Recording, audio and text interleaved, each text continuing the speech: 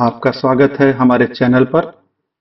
नमस्कार, मैं हूं अजय पांडे और आज हम बात करेंगे 20 दिसंबर 1978 की उस ऐतिहासिक घटना की जिसने देश को हिला के रख दिया था। 20 दिसंबर 1978 को कलकत्ता से दिल्ली जा रही इंडियन एयरलाइंस की फ्लाइट संख्या 410 एक बहुत बड़ी घटना का केंद्र बन गई। दो लोग जिनके पास एक क्रिकेट बॉल और नकली पिस्तौल के अलावा कुछ नहीं था, उन्होंने हवाई जहाज को हाईजैक कर लिया। ये मामूली सा दिखने वाला अपहरण जल्द ही बड़े घटनाक्रम में बदल गया, जिसने पूरे देश का ध्यान अपनी ओर खींच लिया। उस समय इंदिरा गांधी भ्रष्टाचार के आरोप में जेल में बंद थी, जिसके विरोध में पूरे देश में कांग्रेस प्रदर्शन कर रही थी। अपहरणकर्ता भोलानाथ पांडे और देवेंद्र पांडे ने खुद को यूथ कांग्रेस का सदस्य बताया। अपहर्ताओं ने शुरू में पायलटों को विमान को नेपाल ले जाने का आदेश दिया, जिसे पायलटों ने ईंधन की कमी के कारण अस्वीकार कर दिया। इसके बाद अपहर्ताओं ने पायलटों को बांग्लादेश के लिए उड़ान भरने का आदेश दिया।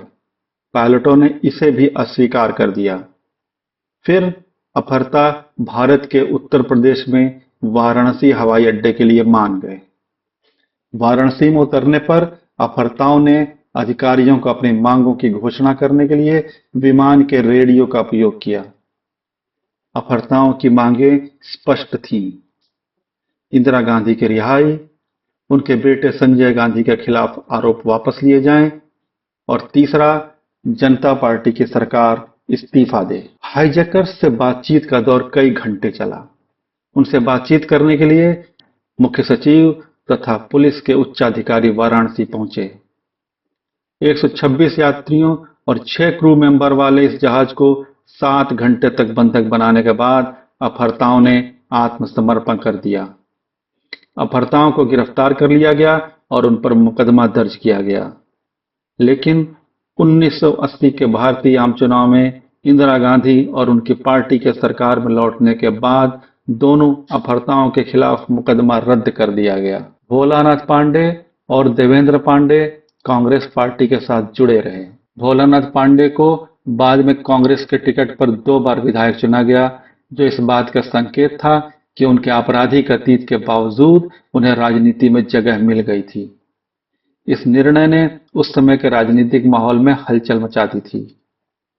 जहां तक उनकी वर्तमान स्थिति का सवाल है, भोलानाथ पांडे का निधन हो चुका है, जबकि देवेंद्र पांडे के बारे में जानकारी अभी अस्पष्ट है।